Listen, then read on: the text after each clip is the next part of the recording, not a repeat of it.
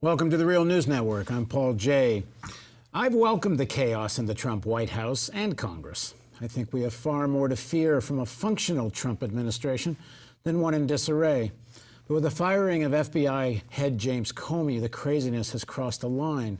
The American state and military institutions, the leaders of the political class and the billionaire elites, where real power resides, are okay with a certain amount of zealotry in the White House. After all, most went along with Dick Cheney. But the elites do want a certain amount of checks and balances. They don't want a cabal to take the reins of American power and wield it without limits. The firing threatens the system of power in Washington, where the permanent state, the deep state as some like to call it, can directly assert systemic power, and no president can defy it. The permanent state represents the basic interests of the billionaire class as a whole, and it's their job to maintain the empire. Of course, there are splits and fractures of many kinds within this deep state, agencies and individuals that vie for more authority and higher budgets. But together they will defend their institutional power. Even a president cannot be above it. He has to work within it. If Trump continues down this path, this chaos and megalomania will burn down his presidency. And rising from the ashes will be a phoenix. And the face of this dangerous creature will be Mike Pence. Whether it's by impeachment, resignation, or simply de facto, Pence will be the real power in the White House. Maybe that was the plan all along, something we suggested months ago on The Real News. The Pence White House will be Cheney Redux, far more efficient and capable in the Trump clown show, and far, far more dangerous to peoples everywhere. Now joining us from Falls Church, Virginia, is Larry Wilkerson. Larry is the former Chief of Staff of U.S. Secretary of State Colin Powell, currently an adjunct professor of government at the College of William and Mary, a regular contributor to The Real News. Thanks for joining us, Larry. Thanks, Paul. Good to be with you.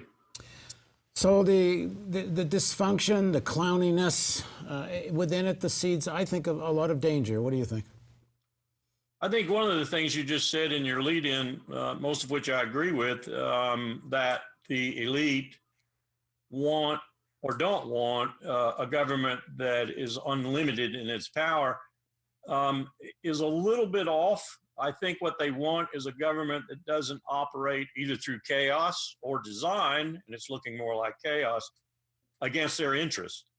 And what we have here, of course, I think, is a display, repeatedly a display of the potential, if not the actual already, actions against that interest. So you're right in the sense that this group is probably going to be the most formidable foe ultimately that Trump is going to face, and that it might, in some of its parts, be more comfortable with the Pence than a Trump, and that might be even more dangerous than the chaos we're seeing from Trump, is a worrisome point. And the Comey debacle, as it were, sort of illustrates how profound that can be, even to the point of perpetrating a constitutional crisis, out of which one wonders what would come. Yeah, what I'm saying by why they don't like this cabal type of control, while I say there's overall interests of the billionaire class, which means maintain the empire, maintain the military supremacy of the United States, maintain what's essentially a one superpower world. There's certain basic principles that have to be maintained. Within the billionaire class, there's all kinds of splits. And there's a split right now, I think, between the section that wants this geopolitical rivalry with Russia because it feeds the military-industrial complex.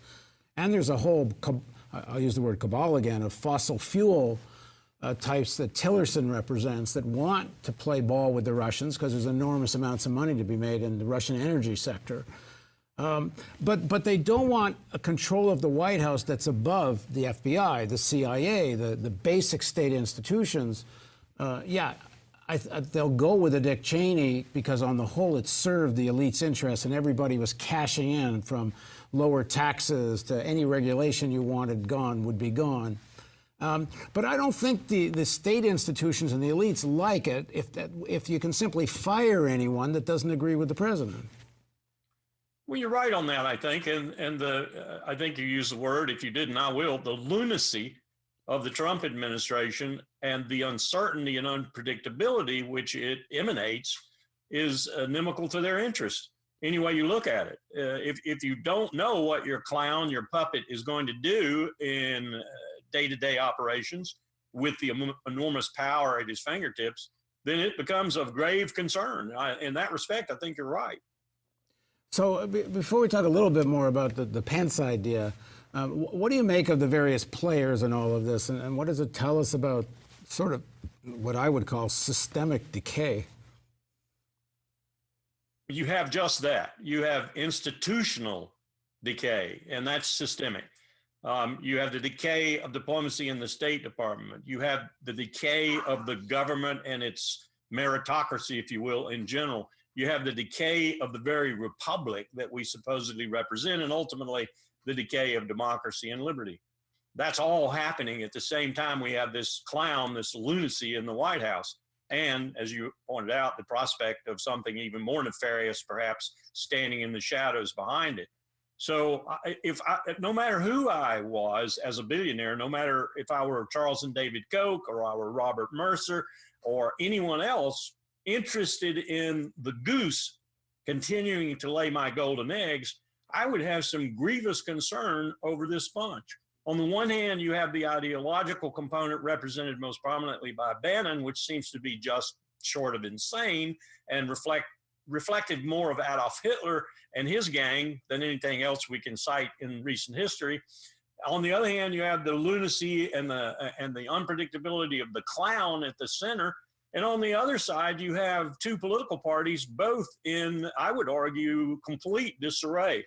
You have the Republicans in possession of the White House in both houses of the legislature and just excited as hell about that, salivating over it, and yet beginning to realize they're not going to get anything done because of the lunatic in the White House and what they've done to themselves in dividing up into this suicidal arrangement of parties within a party. You have the Democrats who are still stunned by their electoral loss and can't seem to get their act together and could never be as ruthless and as strategic as the Republicans are. So this is a disaster taking place in front of our eyes. And you have 300 plus million Americans who are not aware of this disaster in any real way that they could do anything about. So you have the recipe here for a real problem in governance, a real problem in the continuation of this republic in any sort of significant and meaningful way. And what you have big time right now, is leaders all around the world, including those of our allies, who are thinking hard about the United States in the way of it being distrustful, mistrustful, even no longer reliable, questioning their commitments to things they've been committed to since World War II, thinking about what they might do to join forces and balance the hegemon gone amok. And increasingly, you're going to see signs of that actually happening. You're not going to just see Prime Minister Abe in Japan trying to grow Japan up as fast as it can to be its own security element. You're going to see other leaders all across the globe, both friendly and opposed, who are going to be doing things that are inimical to our interest and increasingly going to be doing them together. The one moment of respite for Trump in terms of the onslaught from the media, from the Democratic Party, even from some elements within the Republican Party over his Russia ties, was after he bombed the air base in Syria. All of a sudden, he was presidential. All of a sudden, everyone was cheering him on. It seems to me the one way out for him, and again, I think there'll be a problem, people rallying around Trump, which is why, again, I think the Pence card will eventually be played, but is a war. He started his inaugural address, it's not started, but within the inaugural address, he called for a global war against Islamic fascism. He's called for war without restraint. He wants to give $54 billion to the Pentagon. And it seems to me there's elements within the Pentagon, some of which he has picked for his cabinet, who never thought the Iraq war was lost. It was lost because Obama pulled troops out, not for other reasons. And want to go back in, whether it's to Iraq or Syria or in Afghanistan. They don't think that business is done. And so it seems to me this is a particularly dangerous moment, given the internal crisis this administration's in. I think you're right in the respect that the war power has devolved almost entirely to the executive branch. The cowardice of the Congress, the incompetence of the Congress, the fundamental interest of the Congress in fueling those who contribute to their campaigns, from Lockheed Martin, Raytheon, Grumman, Boeing, you name it. That is very conducive to what you just suggested. And the one power that the president has that is unlimited in that regard is the war power. That this president would use that to ultimately try to resurrect what is increasingly a failed administration is something to be worried about, something to be concerned about. And that the military, from H.R. McMaster to Jim Mattis, within his cabinet would be supportive of that if he picked the right place, and believe me, they'll help him pick the right place, is also worrisome. It could put us on a trajectory of even more war after 17 years and $2 to $3 trillion and so forth, which could be empire ending. The targets for war, he's got, I guess, 3. He's said he's going to go after ISIS, which means a bigger commitment in the Middle East. Certainly, as he ran his election in the early days of this administration, and in terms of their strategic thinking, the people, Trump and the people around him, the target is Iran. The shorter term, I guess, target at the moment is North Korea, though I'm not sure what they can actually do with North Korea other than lean more on China. But at some point they want to get back, I would say, into the Middle East, and that includes reinitiating this hyper rhetoric against Iran. I think you're right. I wouldn't say they're trying to get back in the Middle East. From what I'm hearing, we are there, and we're getting there even incrementally more so every day, every week. Mostly special operating forces, but lots of logistics and other things that make me think that the plan is to get there with even more than just soft.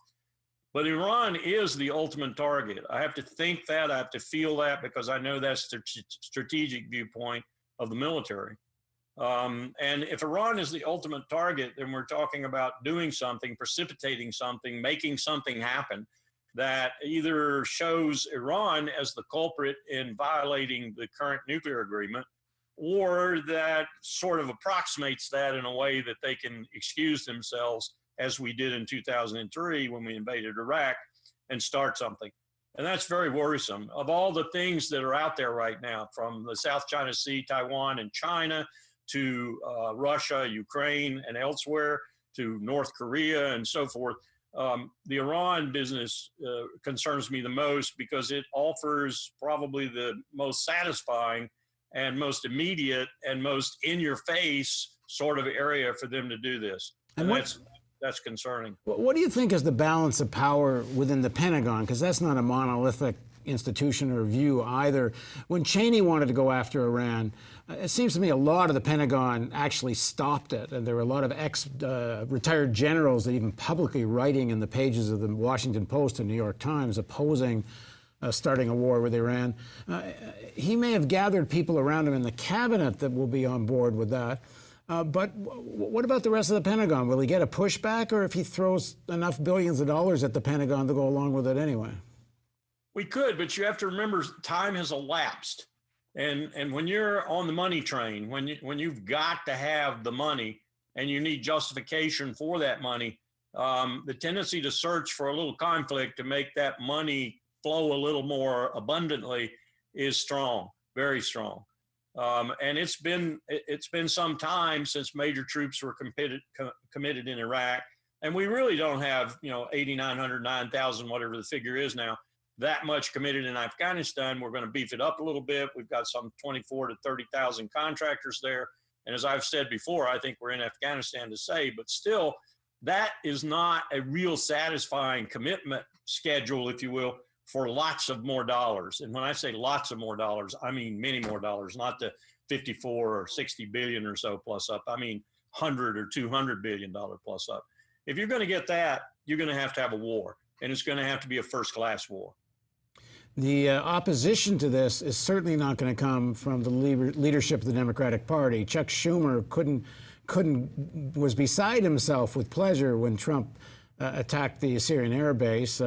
He's as vitriolic about Iran as John McCain is. In fact, I don't think there's any space between McCain and Schumer on their aggressive stance towards Iran. This opposition, if there's going to be one, there's going to have to be some kind of massive movement out in the streets amongst people. It doesn't, other than a very small number of people within the Democratic Party in Congress, and they're a very small number, it ain't going to come from there. You're right. And this affection for war with Iran is all about Israel.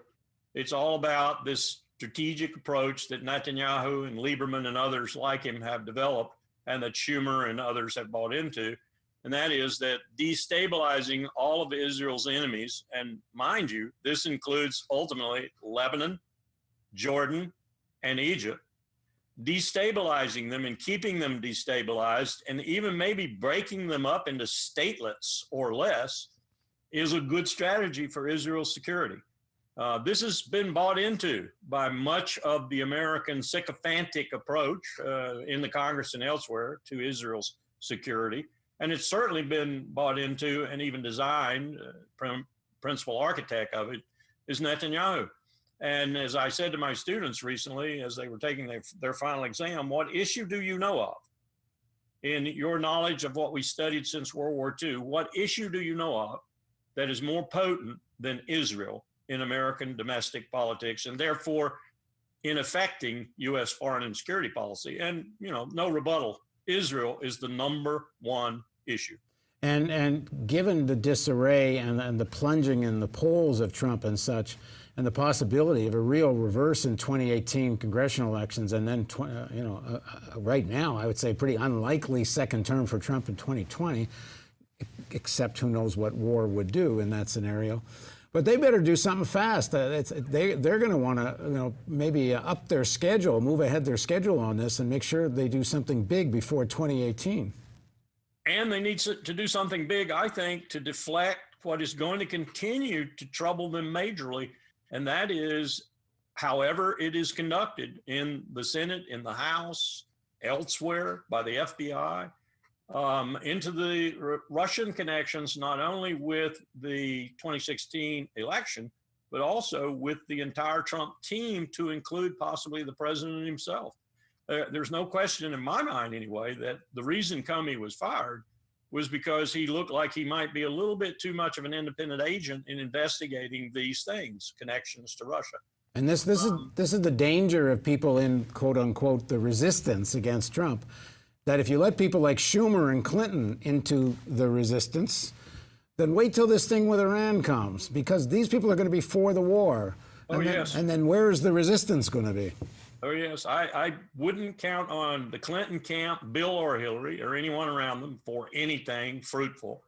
And I wouldn't count on the Democrats in general for anything fruitful, other than perhaps enough pressure to eventually make it an independent investigation into these two possibilities: collusion and influence on the elections.